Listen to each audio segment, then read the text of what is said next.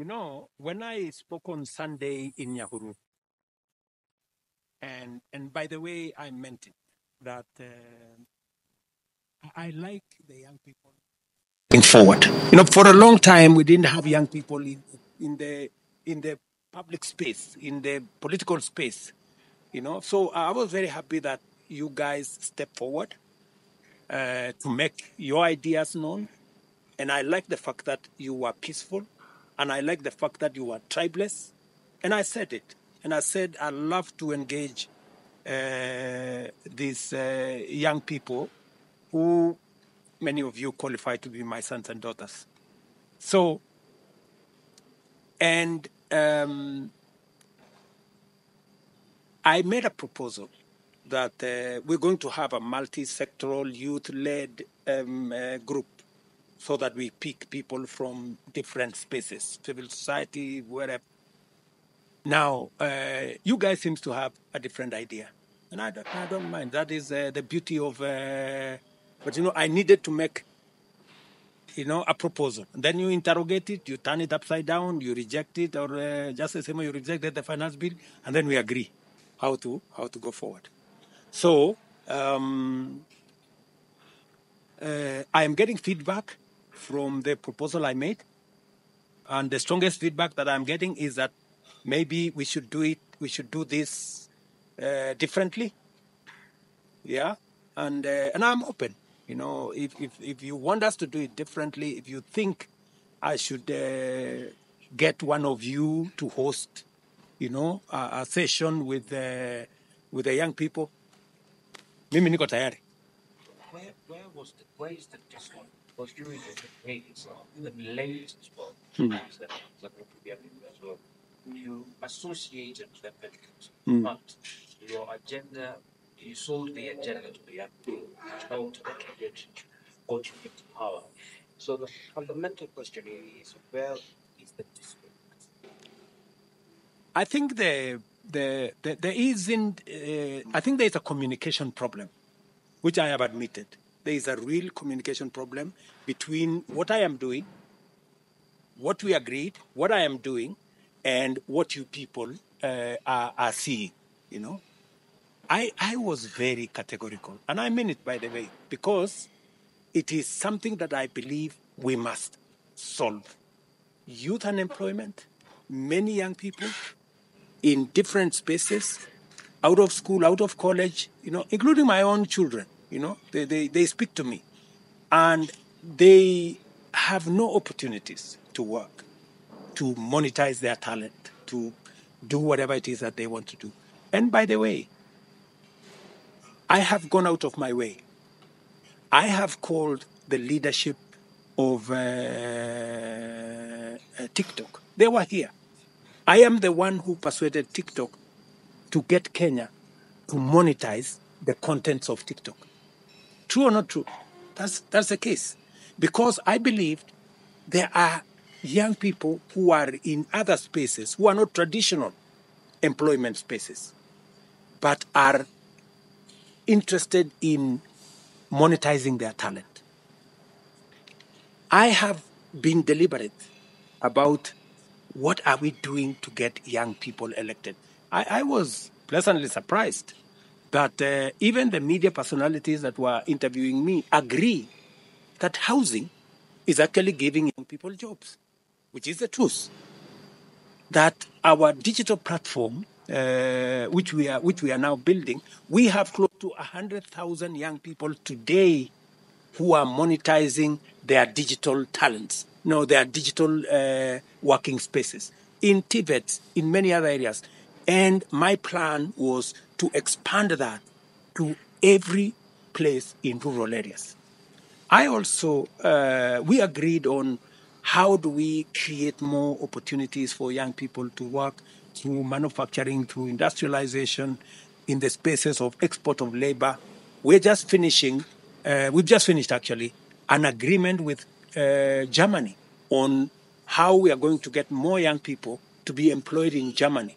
They need 250,000 people every year to work in their country. So these are the things that resonated with the young people during the campaign. They are the things that I am doing, and I can demonstrate with numbers what I am doing in that space to get more young people on board. Whether it is in the housing plan, which I spoke robustly about, it is in my manifesto, whether it is the export of labor, whether it is manufacturing, whether it is, you will all find it in my speeches across Kenya. And I am faithful in addressing them. There is a disconnect, which I must admit. There is a disconnect between what I am doing and what the young people feel. And that is why I want us to have this engagement. I want to listen to them. I want them to tell me, Mr. President, you are doing housing, but you're not doing it properly. Change here, adjust here. You are doing export of labor, you're not doing it properly. You have helped us with TikTok, we are not yet there. So that I need to understand, because in my very honest opinion, I thought I was implementing the plan that we had together. Let me also tell you that, I am trying to deal with a problem that is 50 years old. There has never been, guys, a deliberate government program on how to create jobs. Deliberately. We kept on saying we will grow the economy, then the economy will create jobs. This time around, I said, let's put an investment in housing, because I know how many jobs, and I can count how many people are working. Let us put money in the digital space. Let's put money here. That's what I'm doing, deliberately, this time around, differently from what has happened in the past. But you see, it's just a year and a half, I cannot solve a 4.5 million young people unemployment problem in 1.5 years. Maybe I will do 100,000 this year. I'm trying to scale it up to 300,000, push it, and see how we can do this. The question he asked, and I feel as if it's a question that, from where you were listening to what you were saying, you did actually say there's a problem with communication. And yes. You agree with that. The question is, what is the time? How do you expect, in essence, what's the plan to speak to these young people? In the next 1 week, we must have this conversation. Where? In the space where you want. So are you telling the youths right now? Tell you where they want you to speak. Yes, I am sending you guys. Go tell me who amongst you is going to set up, So if we set it up by the end of this week, say Tuesday, will you be there? Yeah. Will you be there? Say end of this week, maybe yes. Thursday, Friday? Yes. Why not? I'll be there. And the biggest question here is that this was the Gen Z movement. We are leaders. There is nobody like the face of it. So I'm just asking that. How do you plan to deal with this? Because we've seen some people coming out that they are the leaders, but they have been labeled as imposters. So I don't know if already you have identified how you're going to identify those who are going to represent the youth in that question. You're the one who is telling me you are leaderless. It's not me. I'm not the one saying. Do you have you identified I have. It is not in my place to identify the leaders for you guys. You guys should sit down, either identify your leaders, who will then engage with me, or if you do not want to identify your leaders, tell me how else you want us to talk. I am open. When I suggested the multi-sectoral thing and the multi-sectoral setup, I thought you were going to say, okay, we're going to organize ourselves. This is how we are going to participate. And by the way, the whole of that setup, I want it to be about young people. Civil society, young people from civil society. Religious organizations, let us get young people from religious organizations. Professional bodies, let's get leaders from professional bodies who are young people. I am not saying that religious leaders must be the traditional religious leaders. We have very many young people in churches. They should be able to step forward and come and engage with me on how to take this forward. If you guys are saying you do not want the traditional way things have been done, you want it to be youth-led. You want it to be youth-owned. You want it to be... I am open. If I put out a suggestion, you guys tell me, and then it becomes very, very difficult if I don't know who to deal with. At least I am here. But I don't know who now. Is it Miss Kidinji here? Is it Wanjuguna here? Or who? Who do I deal with? So this is... So whether it is Thursday, Friday, Muki Pangana, mimi niko.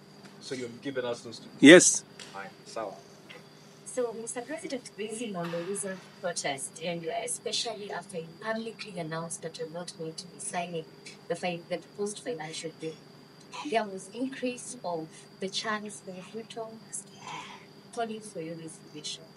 Are you aware of this public sentiments? And if so, how do you plan to address that specific grievance by the Gen Z specifically? People are entitled to say whatever they want to say, This was about the finance bill, And we are a democracy. We are not a mob. We are a people. We are a democracy. There is how to engage. There is how, if you want to remove the president of Kenya from office, there is how you do it, Either you wait for an election or you do whatever the Constitution provides for. And I have no issue with anybody doing whatever it is that they want to do. But ultimately, we must solve the problem. The problem cannot be a person. Debt is not a person. Unemployment is not a person. All the challenges we have as a country cannot be sorted out. Let us not be simplistic to say, if you remove this person, the problems will end. I don't think that is where we want to go. We want to be honest with ourselves. How do we solve the problem? Let us not run away from the problems we have as a nation by rounding it up and saying, if we lynched this man and got rid of him, all our problems will end. They will not. We have seen countries that have done that. The countries have never become the same. So I think we just need to be rational. We need to be, to step back and say, okay, how do we solve the problems that affect our country? So, President, you mentioned that earlier on it was about the finance bill. Why do you feel these young people, even after withdrawing and deciding that you're not going to be signing this proposed bill, why do you feel they felt the need to call for your resignation? Maybe you should tell me, because you are among the young people. Maybe you should tell me. So, what was this about? I think the issue that many people are having, especially Gen Zs, is the issue of, besides now the approach for your administration of taxes is the only issue for poor governance. As much as yes, we're calling for a conversation with the young people, these young people, we there want to see what government up to, what some things that really promised us. So besides the conversation that you have openly declared those radiant ways of the Gen Zs, what are some of the actionable things that you mean as they get the administration to convince these young people that you have our interest at heart? In matters like, I have a whole program about how I intend to deal with the challenges that affect young people. Let's put that aside. And nobody seems to have a quarrel with that. What the issues are is matters to do with governance, rule of law issues. Are we living within our means? That's the question. Are we living large? Are we spending more than we should be spending? Do we need the office? Do we need certain offices? And I have agreed with you that certain offices will go.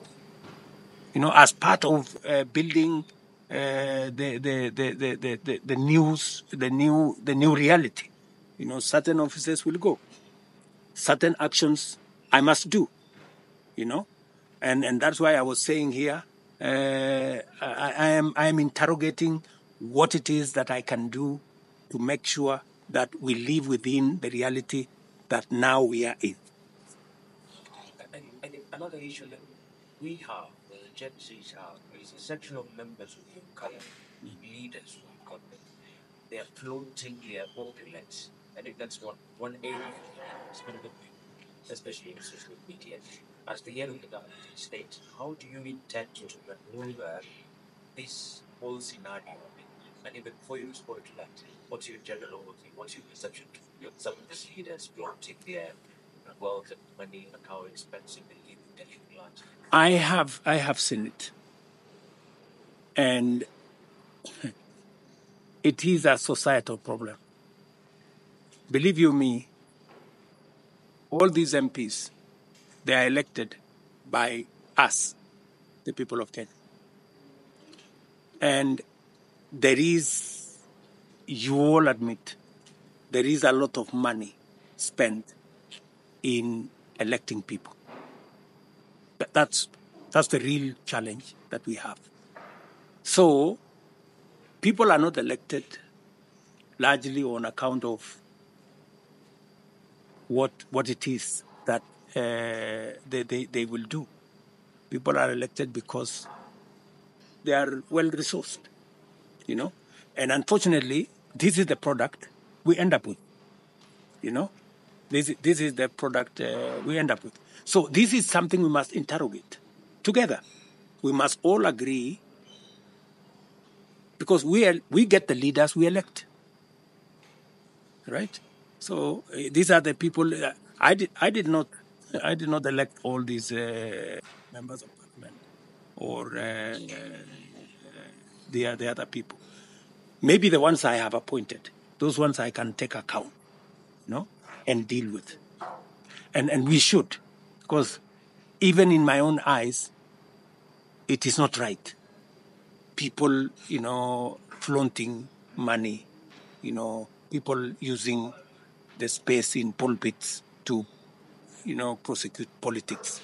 And all that is fine. And that is why I'm very happy with this moment, that we are all of us going to face up to this reality and call ourselves to order and do that which we must do. And the conversation that was around here, I met some of the church leaders, I met even my own PG, and even them, they were saying, yes, let us abolish Harambes. Yes, let's do something about our situation. We must live within our means. So it is a very healthy conversation, and I am all in. Mr. President, speaking of Harambes, despite the commitment to kind of hold on that topic, and despite the commitment to politics, Mr. President, you also have seen him being part of the Harambee once in a while. And I mean, the conversation as it has expired, it has also been questioned why does the president have to attend every Sunday service, whatever? Why does the president only have to enroll in a church service every Sunday?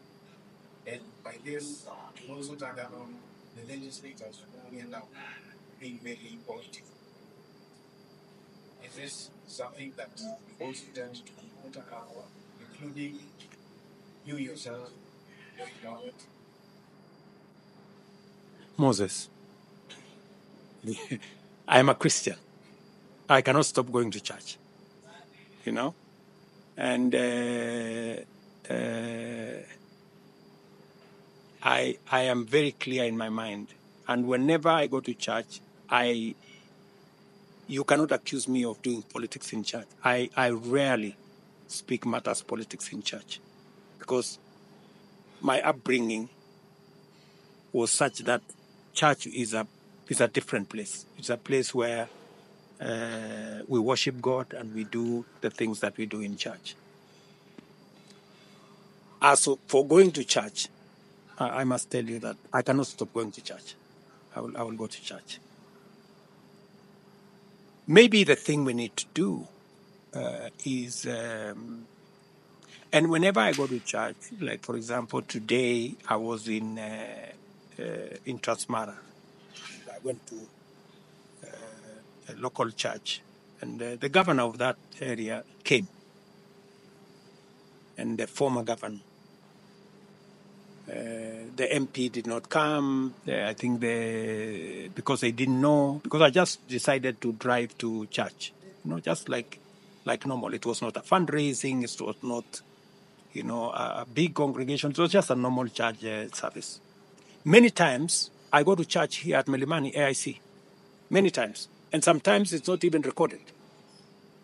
Many times I go to NPC Karen, and even many times there are no cameras.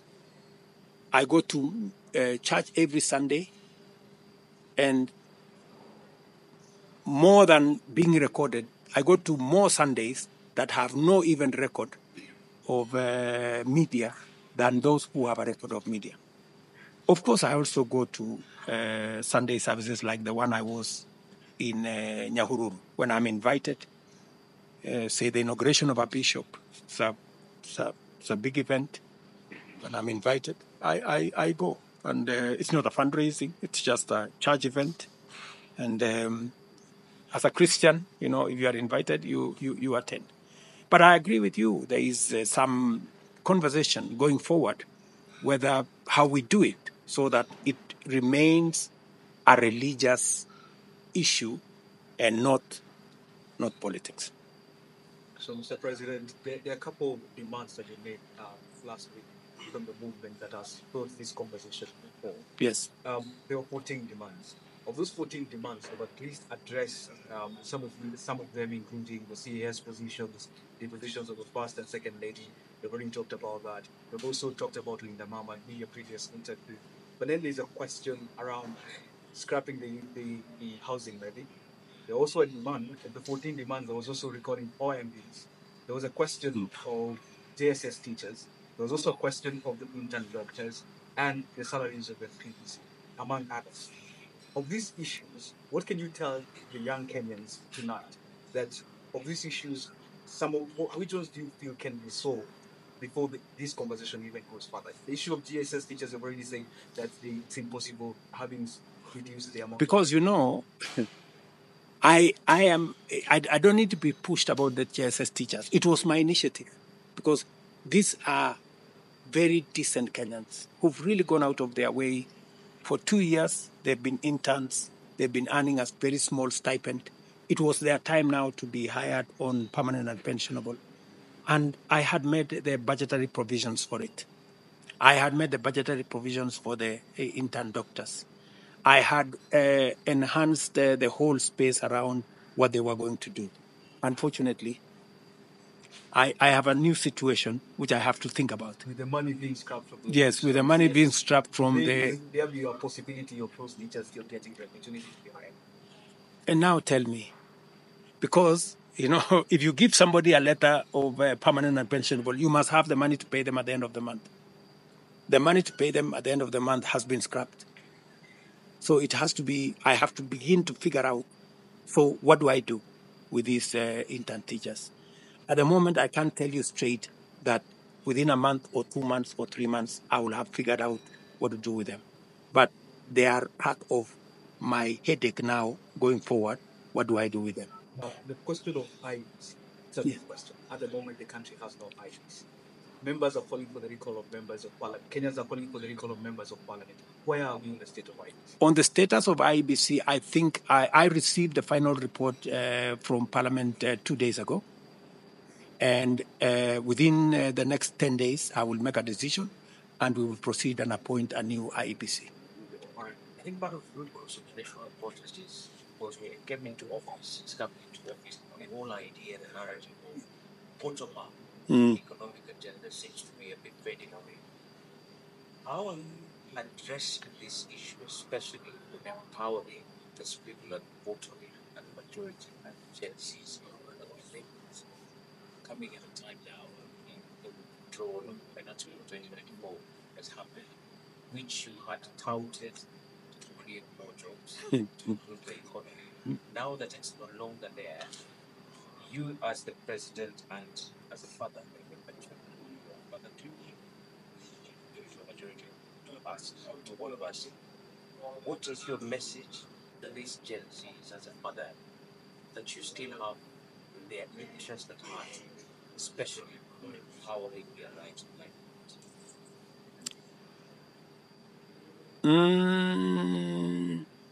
Luckily, we still have other programs that will run.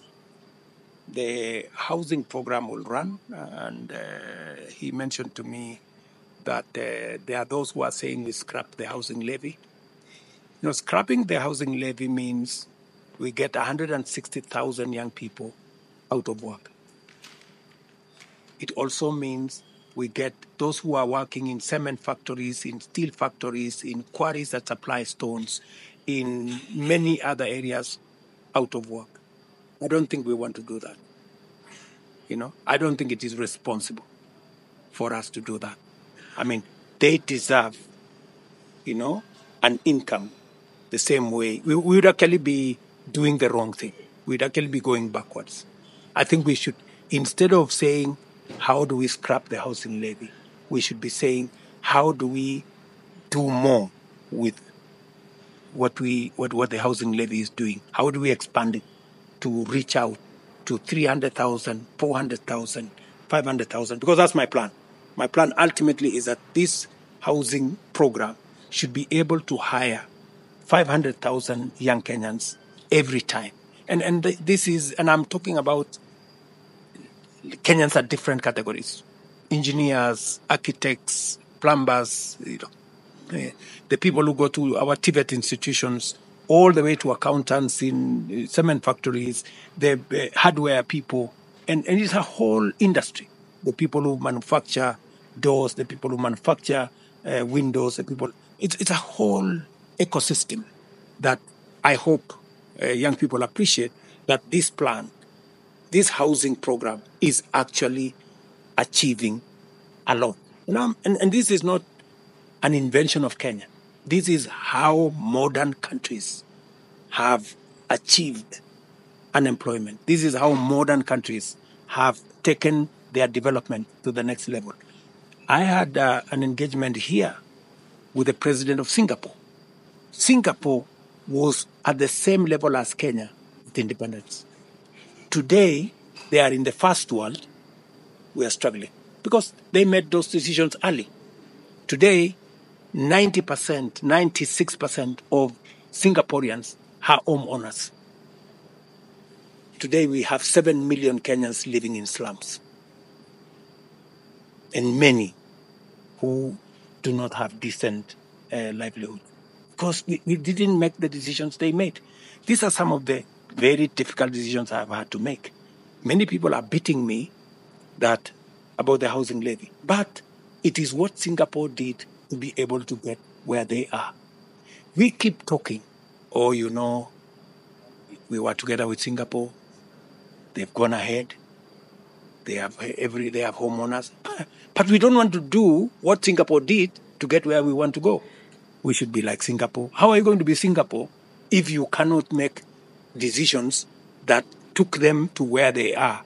You do not want to make those decisions. We just have to make the right decisions and take the country forward. And I am very proud of the decisions I have made so far. Difficult, not very popular, but I'm telling you, that's how this country is going to change. Yes, and Mr. President, you've mentioned a lot about the housing law. And through that is what possibly the majority of the youth, they hear a lot about. I kind of what you mentioned is about this 160,000. And I also heard that you were able to push that number here. Correct. So the only question that comes out of that is, are there any other job opportunities that we can get aside from the housing? Absolutely. Ask about that because I hear about computers, accountants, and all that. Because we have so many youths who probably don't want what those spaces. I'd say, I've seen that when you go to those the major thing that you talked about at this point, like wanting to help the poor go up. And then which means, of course, in economies that you're going to go into the tax base.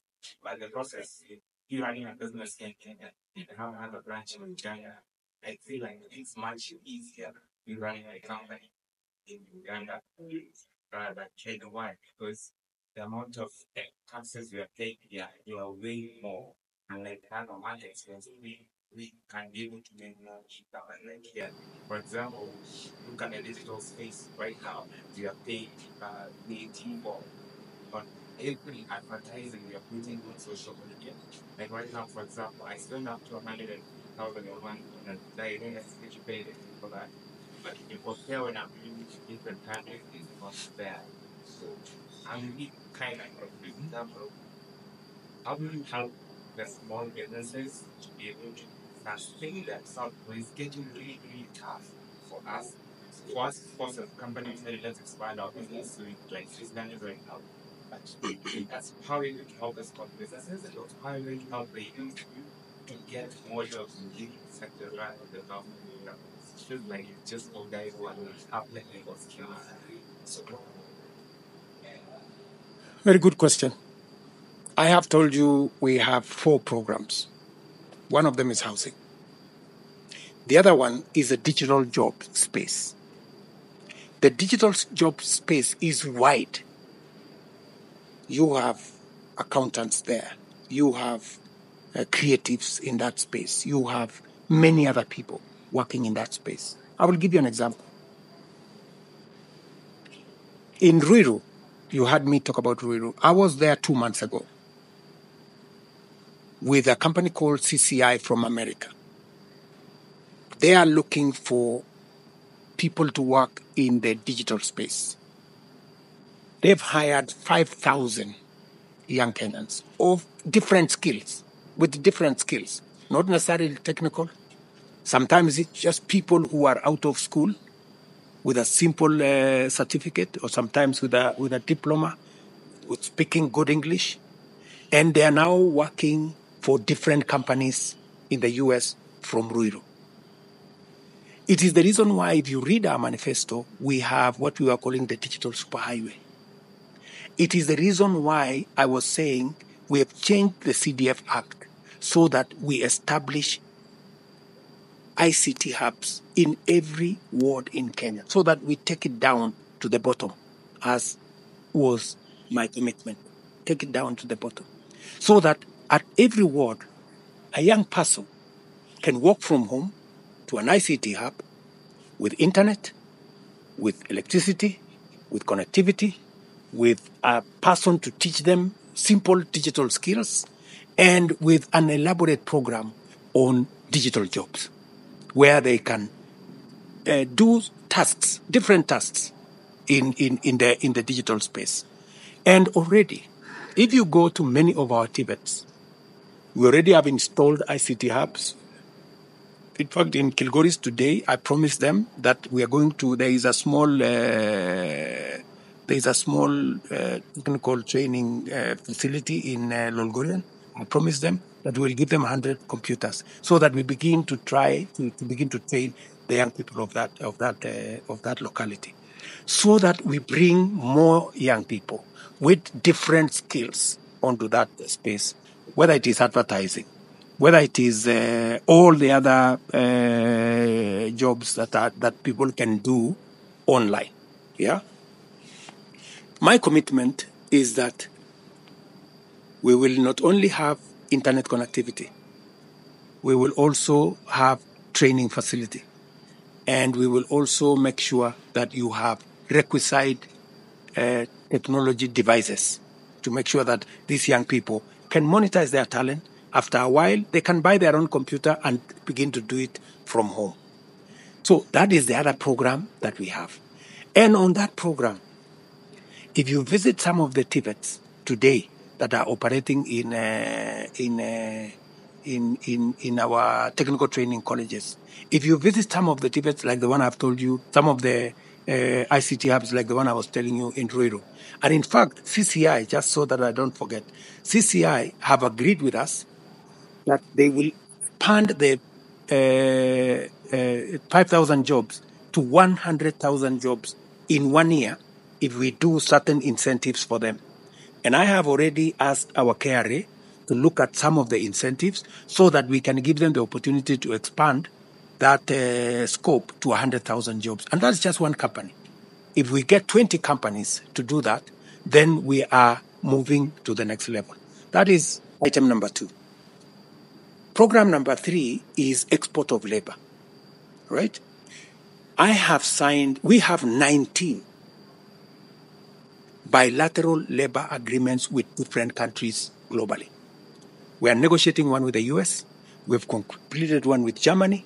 We have completed with UAE. We have completed with Saudi Arabia. We are working with 19 different countries, including the US, Canada, and many other countries, so that young people can now choose, from a buffet of whether either you are a nurse, you are a mechanic, you are an engineer, you are whatever trade, you can go and work in those countries. And I was giving an example of what is happening in my village, where I come from.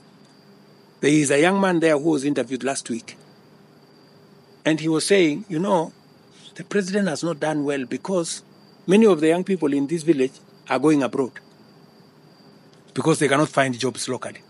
Not knowing that going abroad was part of my plan, because I believe we should be able to export between 10 and 20,000 young Kenyans every month to go abroad, work abroad, send their money back at home, and begin the process of making sure that we grow our economy using remittances from these young people. Program number 4 is what you heard me say about local manufacturing. My friend, there is absolutely no reason why we should be importing products that we can manufacture locally. Because by manufacturing locally, we use our own raw materials. If it is sanitary pads, for example, we use our own cotton that is grown in Busia, that is grown in the Rift Valley, that is grown in Makueni. We use that locally. We give business to our farmers. Number 2, our own young people work in the factories. I was talking to Mr. Sahil. Mr. Sahil has a factory in Thika. He employs currently 200 young people. He was telling me, Mr. President, if you pass this law, the one in the finance bill, and put import duty on imported sanitary pads, I will hire another 300 young people. I talked to him myself. I will hire another 300 people because I am operating now under capacity because we are getting competition from imported products. So that whole manufacturing space, if we make sure that we have the right tax policies in place, we will expand job opportunities for young people in Kenya. Let me give you another example. Last year, we said, let's put a duty on imported cement and imported furniture and imported clinker last year. Do you know what happened? 95% of clinker, we reduced imports by 95%. What did we do? We opened a new factory in Kenya. We are in the process of opening another 4 factories for cement manufacturing in Kenya because we have put a duty on imported clinker so that we can manufacture that clinker locally. We can manufacture that cement locally. If we manufacture cement locally, my good friend, 3 things happen. Number 1, we use our own local materials. We pay for those local materials. Ordinary people get paid. Number 2, we hire our own young people. They are the people who will work in those cement factories. They are the people who will be transporters from those cement factories. And number 3, we create local wealth. our own companies locally begin to grow their balance sheet and become big companies. They can invest more. They can invest in other areas. But by importing, we are exporting our jobs. The people working in the factories will not be working in Kenya. They will be working in those countries. By importing, wealth will not be created in Kenya. It will be created in those countries. Number three, raw materials will not be the ones from Kenya. It will be raw materials from those countries. So this is, and you know, these are actions that must be deliberate. And this is what I am doing. You have asked me a question. Apart from housing, what are the other areas you are working so that we don't concentrate just on housing? So, digital jobs, export of labor, manufacturing. So, Mr. President, are you confirming here that the deal with Germany that was to be signed by the end of this month is signed and sealed? The deal, in fact, they have asked me to. We have a big occasion in September between Kenya and Germany. They have asked that the president of Germany wants to sign it with me when we do that occasion in September. But meanwhile, the doors are open. All right. So quickly, there has been reports that there was a lapse of intelligence in terms of the protests that we've seen over the last 2 weeks. Can you clarify the situation for us? Is the intelligence service and the police service reading from the same page? And there were calls for the head of NIS and Ruto to resign. Are you on the same thoughts?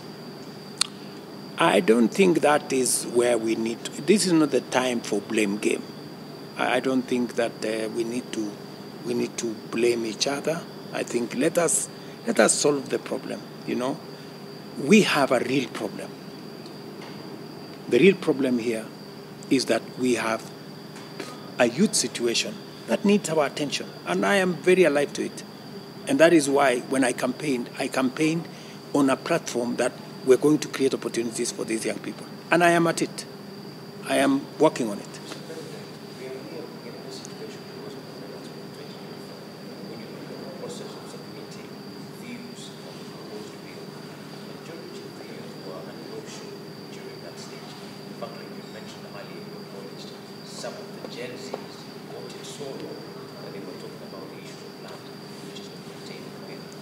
As the president, how can you office perhaps petition Parliament to have a change in style to accommodate this when it comes to submitting a memorandum against Parliament in TikTok? Because as it stands now, Kenyans can only be able to submit their views and submissions to Parliament through written memorandums or via email. Theoretically, you find this to be a laborious exercise. So to ease in the process, can your office, as the office of the president, perhaps petition Parliament on how the youth are involved in submitting their views? I think it is an inflection point. You know, we have a whole new approach to things. We have new media. We have the social media space that is increasingly becoming the media where Kenyans are communicating. And I think we are all seized of maybe doing things differently, making sure that we open more avenues for citizens to be able to participate, because citizen participation is front and center of government business. And therefore, I think there will be a consideration, and we will be discussing with Parliament on how this generation of young Kenyans can bring their views on board. In the media they are friendly with, and in a manner that we carry everybody along. It is a positive suggestion.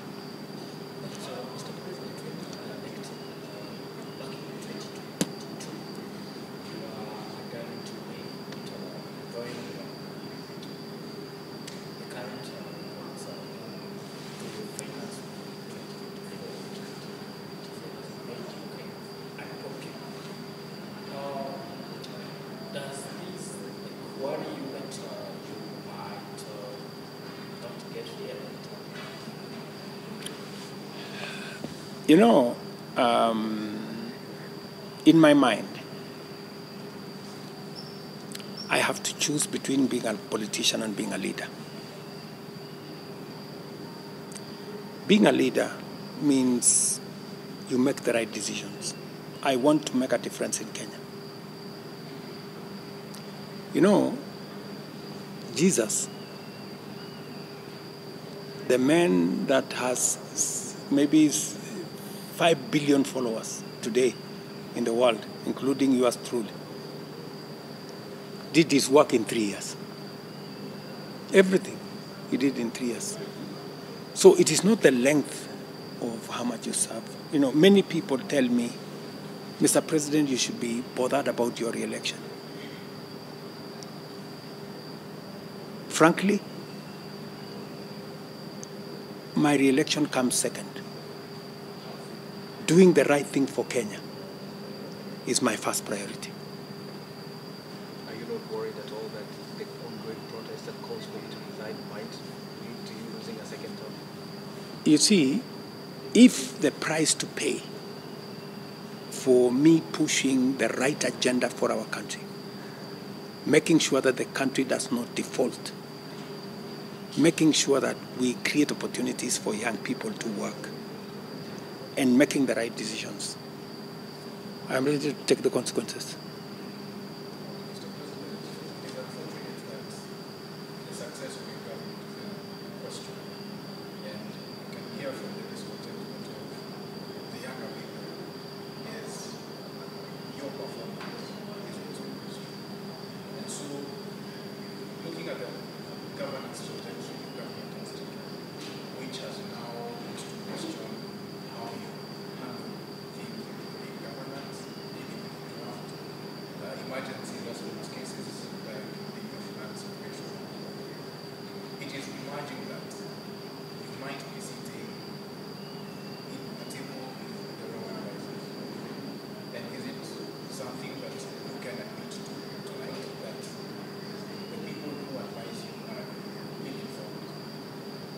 It is something to think about. It will exercise my mind.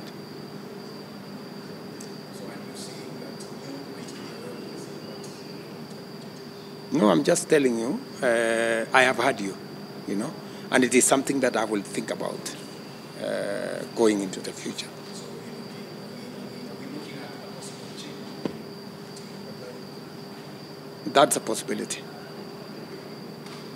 Mr. President, there's a widespread belief that your government tolerates corrupt officials. And in light of this public outcry, are you willing to dismiss any government official that has, one, a criminal track record, and two, has an ongoing case, of course, has a demonstration for your commitment to clean governance? We need it means using key allies in your administration. Is it something you're willing to do? Ms. Kithinji, that's a good question. Yeah, that's a good question. It is, you know, as I said in my other interview,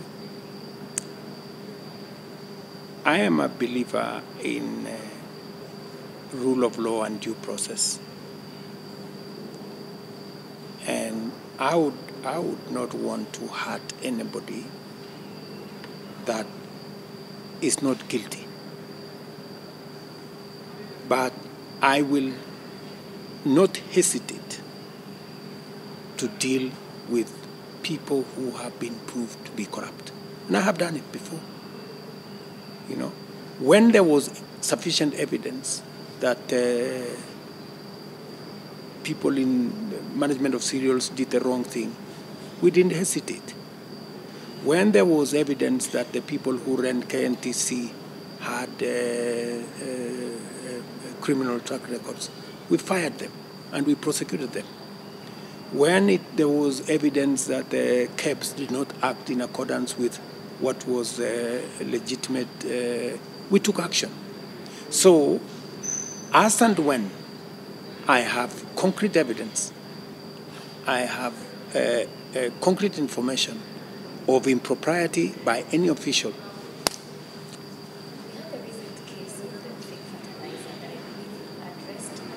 which actually the CS confirmed that indeed there was some fake fertilizer as much as there was the real one.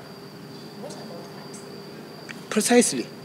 That's why the CEO of Cereals, the General Manager of National Cereals and Produce Board, and 7 other officers of National Cereals and Produce Board are in court. That is the kind of action I took. We didn't, equivocate. We were very clear. You have an issue, and we are in the process of working on new management for National Cereals and Produce Board. The minister himself was taken to Parliament and taken through due process. Unfortunately, Parliament did not make a determination. If Parliament had made a determination, I would have fired the minister. In the previous interview, you've actually admitted that your cabinet has failed you so far.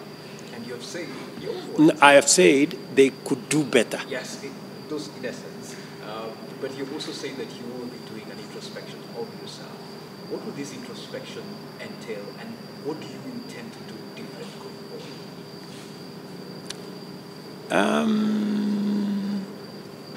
I don't think I should say more than I have said. Watch the space. So you're just telling us to stay awake to. I will take action, and you will see it. All right. Let's go back a little bit to the debt. Among the demands that were issued is an audit of the national debt, and you have spoken about that in the previous interview very well. I love that. I would like to go back to just one thing. In essence, Kenyans have been worried about the amount of debt, and in essence, they have been asking is, are your trips abroad putting us in bed with the likes of IMF and the World Bank? And are you worried about these deals or the conditions pegged on these deals yourself as the president? And more so, can Kenya pull out from these deals? You know, the multilateral development banks are our biggest supporters. In fact, the World Bank and IMF and all the other multilateral banks are our partners in development. They are actually the source of the largest development financing that we have. And their money is lent to us at between 0 and 2%. The alternative we have is to go to the market here, which we are borrowing money at 14-15%. If you are sitting where I'm sitting, you have 2 options.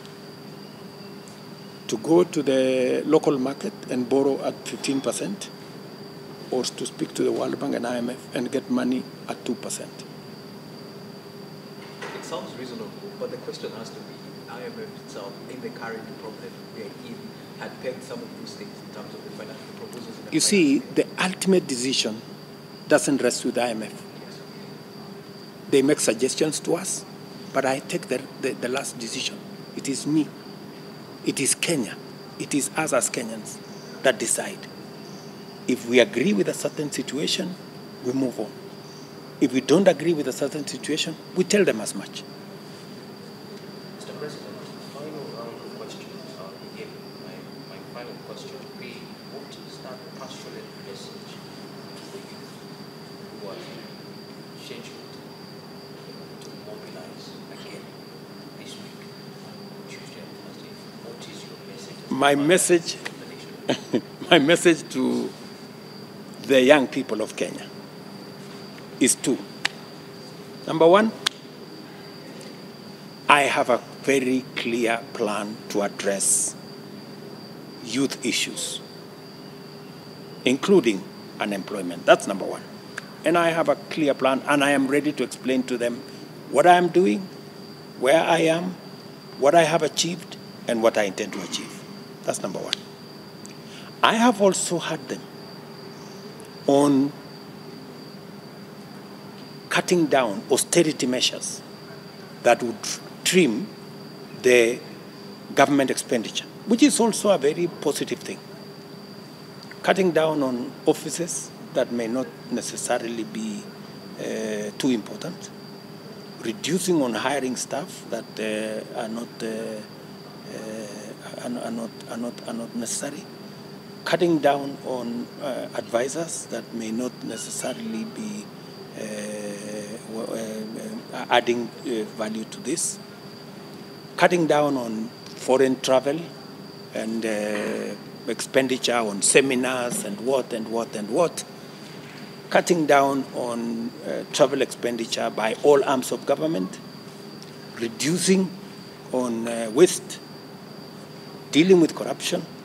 I have heard them very clearly. And I will address myself to those issues. And I have said I want to have a session with them whenever you guys are available, Thursday, Friday, in a platform where you want me to be. I will be there so that we agree on the other issues. Okay, two questions, Mr. President. When you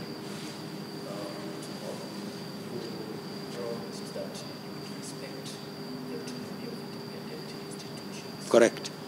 And with the current suggestions of reports,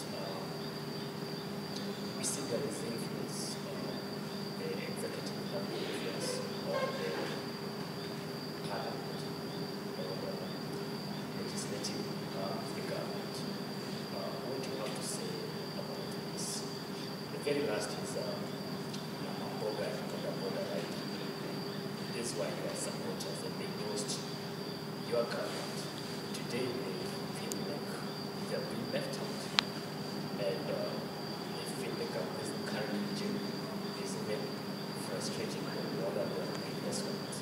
Is there any hope for them? Let me start with your last question. Every Mama Mboga and every Boda today borrows money on Hustler Fund, which I made a commitment. I have 2 million of them on that platform. That's number one. Number two, every Mama Mboga and every Boda today have an opportunity to own a home, because I have created a model that gives them an opportunity with 3,000 shillings a month to be a homeowner. It never existed. It was never there. If you go to Mukuru tomorrow, you will be shown a house where an ordinary Kenyan will pay 3,000 shillings and own a home on 10th floor or 6th floor or 4th floor. Number three, Mama Mboga today will also tell you, I am building 400 markets across Kenya. They are under construction as I talk to you. In fact, before the end of this year, between 100 and 150 will be ready, because I made a commitment to them that Mama Mboga is doing business like everybody. And I committed to them that they will be doing their business in a place that is decent, that has water, that has electricity, that has, sanitation, that has toilets. Number four, I will also tell you that in my universal health coverage plan, which unfortunately Kidogo has been affected with a finance bill, I have changed the law to make it possible for Mama Mboga or Boda to go to hospital with a health insurance paid for by the government of Kenya if they cannot afford. And those who have been paying 500 to be reduced to pay 300, for them too to be able to access health care. That is my plan. So I have not dropped the ball. I am very clear on how they should be catered for in my administration. Let me come back to your respect for institutions. The Chief Justice of the Republic of Kenya will tell you, I have never called her to ask her for any favors on matters to do with the judiciary. I have been very unhappy with some of their rulings. But that is the nature of democracy. On matters to do with Parliament, I have never instructed Parliament to do anything. But there is a nexus between government policy and legislation. Those members of Parliament who belong to the ruling coalition have a duty, because we made the promises together. We went together to the people. We were standing side by side. We were promising housing together. We were promising universal health coverage together. We were promising fertilizer together. We were promising coffee issues together. We were promising sugarcane issue together. So that is why we hold a PG to agree. You know, gentlemen, this is our manifesto. This is what we agreed. You know, that is, and it happens worldwide. It is not a Kenyan invention. It happens in the US, it happens in the UK. In fact, in other countries, it is much more serious than here. In other countries, you cannot vote against your party. Here, we have members who vote against the party, and no action is taken against them. So that's how democracies work, because that's how it is meant to work. But do you feel comfortable when the members of the opposition divide support your policies going against their own parties? But the same way, members of my own party sometimes don't vote with me. So sometimes members of the other party also don't vote with their leadership. They vote across parties. So that is something that happens sometimes. But it is not the norm. It is the what happens not regularly. But the norm is that people vote with their parties. Mr. President, Yes, Moses. you promised that there's this, as it's coming, you wanted to keep it on the maps and we will see in time on the decisions in terms of change. But the worry that is among them is you might not be seeing the same song with the deputy. You might not be reading from the same script. And just from the previous interview, you have sort of even gone to correct what he said about the NIS intelligence information that he said wasn't there. And you have been very categorical that information was there, that is why you made a particular decision on deploying security officers. This has also been out in the previous public addresses that is singing one song probably the tribal politics of ethnicity, and then you come out and say that is not the case. Mr. President, are there plans in your leadership? And when you took office, you said that because of the treatment that you so wanted to get in the deputy government, they will make sure that you go to the deputy president. And from the way it looks, that is not what is happening, because you're not reading from the same script. What is really happening between you and Deputy President? Two things. Let me answer to my commitment. And I am very faithful to my commitment to make sure that my deputy is treated as it deserves the office of the deputy president. I have done three things that I never enjoyed as deputy president. Number one, I never had a budget for my office. Even for buying tea, it was controlled from the office of the president here in State House. Today, my deputy has an independent budget for his office. with an independent accounting officer that doesn't report to this office. That's number one. Number two, I never chaired a single, in fact, there was no cabinet committee for 10 years.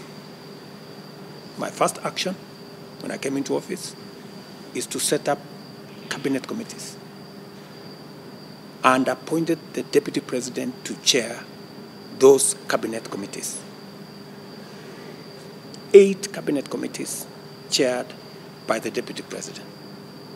There is no government business that is prosecuted by the cabinet that does not first start at the cabinet committee chaired by the deputy president. It was my commitment because I wanted my deputy to have clear roles, clear responsibilities, and to participate fully in government management, government programs. Number 3, I made sure that my deputy, whenever he needs transport and transport is available, he is facilitated. In fact, what I have done is that I have even repaired and made available 2 police choppers, the same size as mine, that I use from the military for my deputy to use. And in fact, some of the time, he uses the choppers that I use. Sometimes, because these choppers are actually meant for military work, sometimes they're not available. Like yesterday, they were not available. I took a private transport to where I was going. Today, I took private transport to come back. Sometimes there are those incidences. So, on that first issue, I am very clear in my mind that my deputy must be treated with respect. And I have done that faithfully.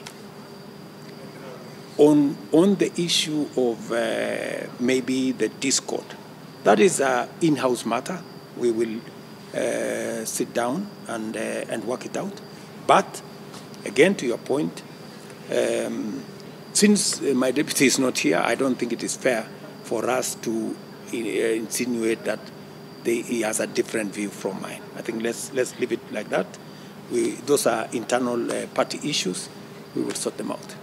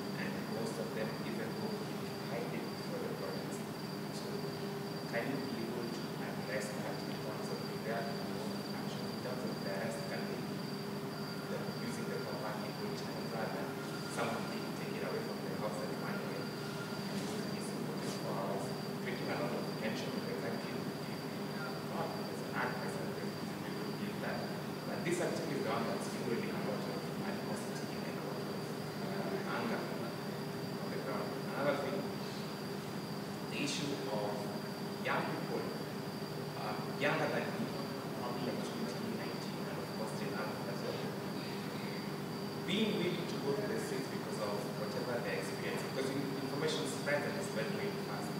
Go to the protests, they are peaceful, but in the process, we end up with lives. Is this something that you can be able to address the police who are under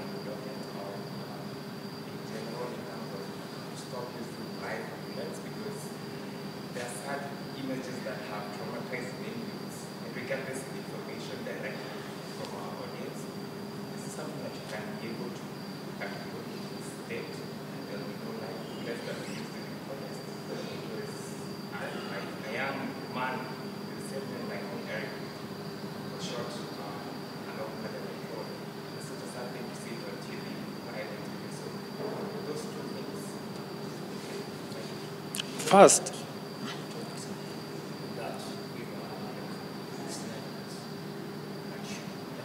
Images on social media depicted snipers shooting peaceful protesters. What do you have to say about this? so first, let me say that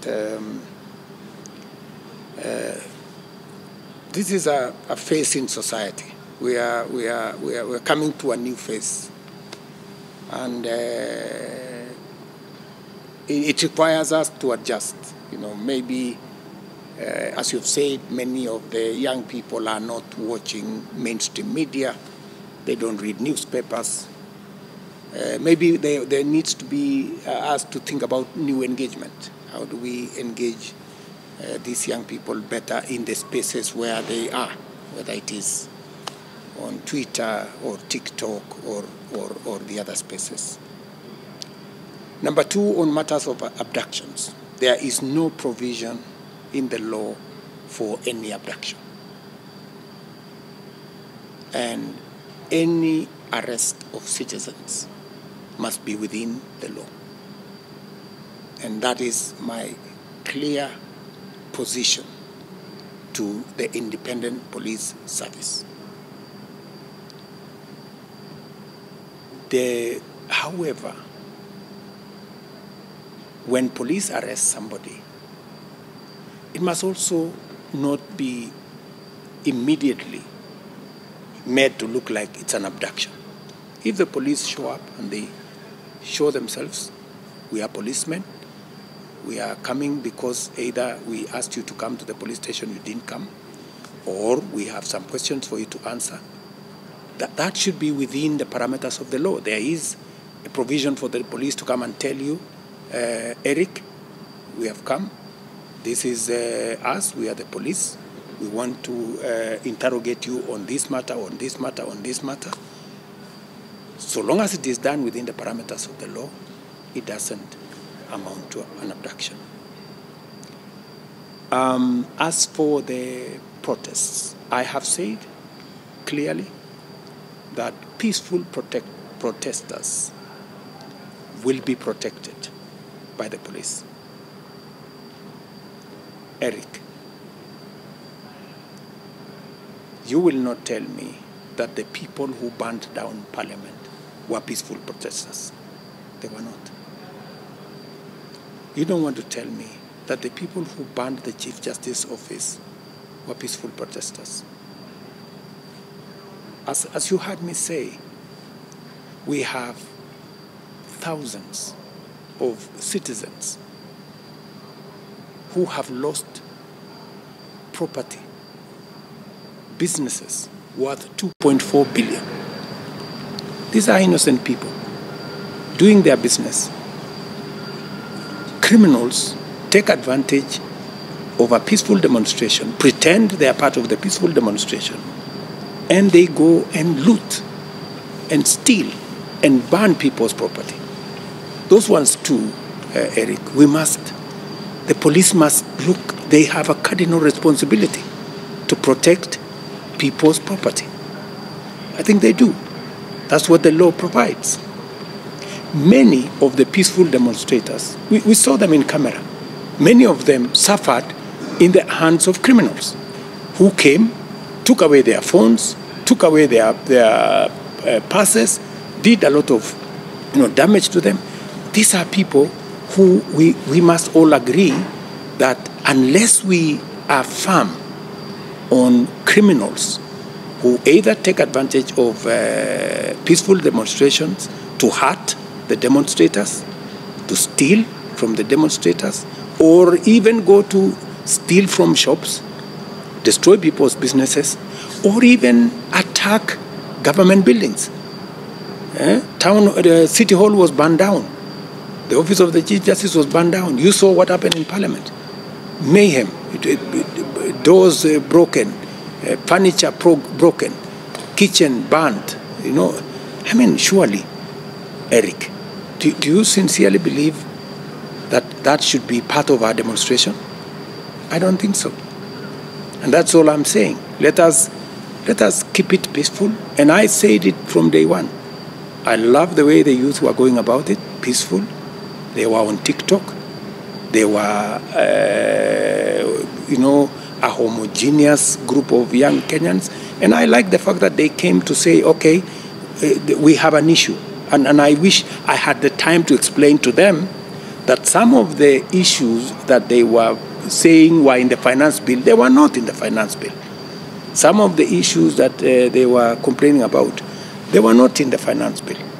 And it is not enough for somebody to say, I don't care what is in the finance bill, I just don't want it. Do we really want to do that? I think we are a mature society enough, and we are intelligent enough to say, okay, let us unpack this finance bill. What is good in it? What is bad? Because we lost a lot of good things in the process of trying to remove bad things that some of them were not even in the finance bill. So this is the really candid conversation I want to have with young people, that if there is an issue, we are reasonable. Many of the young people have gone to school. Many of the young people are good graduates. They have, and it's not difficult for them to say, okay, let's look at what is in the finance bill. Let's look at what is in this document. Can we remove this? Can we remove this? Can we change this? This is good. This is good. This is not good. And then let's have a package that serves our country, creates opportunities for us as a country, and builds our nation, because this is the only country we have. So, Mr. President, allow me to finalize my questions in matters touching on journalism, because I am a journalist. Now, there's a quote that says, free press is not a privilege, but an organic necessity in society. Journalists have faced police harassment and also tear gas while reporting the protests. We have also seen mainstream media, specifically KTN, come out to say that they have been threatened by the government in their way of reporting. Mr. President, if you could let us know if you are aware of that, and also, how do you propose to uphold the freedom of journalism in their reporting, of course, in a democratic country, and what can be done to protect their freedom of reporting? I think if we have free media, and it is not the one in Kenya, then I don't think we have any free media anywhere in the world. In Kenya, people report anything, everything. What is news? What is fake news? What is true? What is not true? I would really ask the media to act responsibly. There is no media house that I have called. There is no media person that I have called to tell them anything. We've not had a conversation with any media. I know very well the necessity of free media, and I support media wholeheartedly. I mean, media have also become victims of some of the criminals in our streets, you know.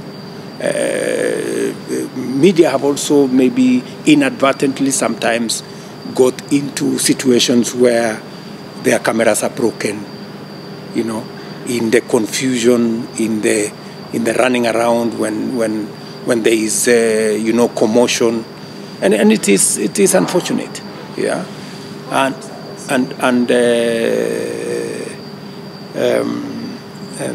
to your point that anybody has threatened KTN. KTN should make a formal report of who threatened them, and so that they can be dealt with in accordance with the law.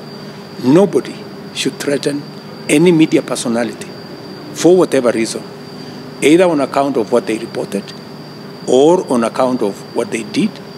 And if I have a complaint with a media house or a media personality, I know where to take them in terms of report them to the right agencies and have the matter sorted out within the parameters of the law. Matters police harassment towards the journalist? I think that's a case where the police journalists should look. If a particular policeman has harassed a journalist, police have numbers. Let us have them reported so that they can be dealt with in accordance with the law, so that nobody escapes and institutes impunity. Nobody is above the law.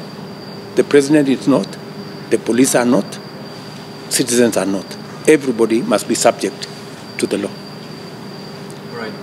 Before I ask you, just a quick question. Our friend who's covering the deployment in Haiti, she is in Haiti. She had unverified claims that some of the police officers there have been shot. Could you confirm for us that whether any Kenyan officer in Haiti has been shot? That would be necessary to... There is no report that I have of that nature. All right. The other question is, what has kept you up at night over the last 2 weeks? Over the last 2 weeks, I have kept sometimes late into the night thinking about the young people of our nation. Because I am one person who did not get a job until I was elected as a member of parliament. And I know what it means not to have a job, not to have an income. And that is why I am willing to put my career on the line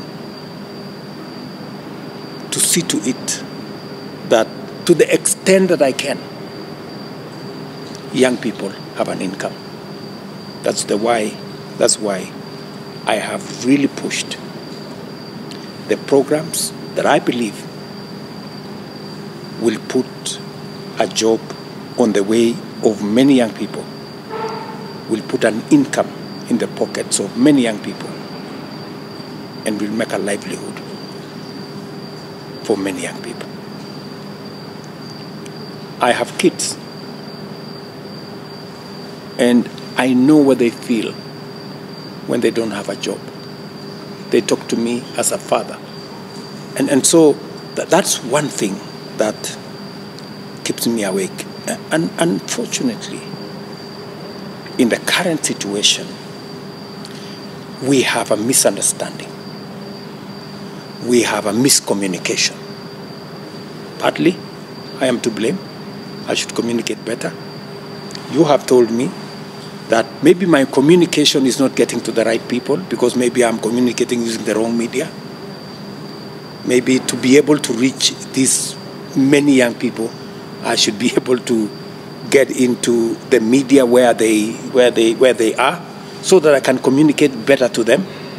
Maybe that way, with understanding what we are doing, understanding the reasons why we are doing what we are doing, they would, instead of opposing what we're doing, they would add value to what we are doing, support what we are doing, and benefit from what we are doing. All right. As you're making your summary, can you just look straight into the camera? Which camera? Just any of those cameras there. Make your remarks to them. And as you're doing so, perhaps it's something you should think about. I know you're a busy This man. place is cold. Yes, I know. This place is very cold. As you're thinking about what to do next, perhaps a Twitter space a month might sound a lot, but if you do consider A Twitter space a month might sound like a lot, but once a month, perhaps you might be able to reach more. Maybe once in a month, once in 2 months. I don't mind. Yes. Yeah. So these young people, the young people of our nation, my very good sons and daughters, let me tell you that I value what you do. I have heard what you have said. I have seen what you have done. And you have made recommendations. Some I will outright implement, on cutting down on government legacies and cutting down on offices that we can. I will deal with some of the issues that you have raised. You have given me some difficult choices.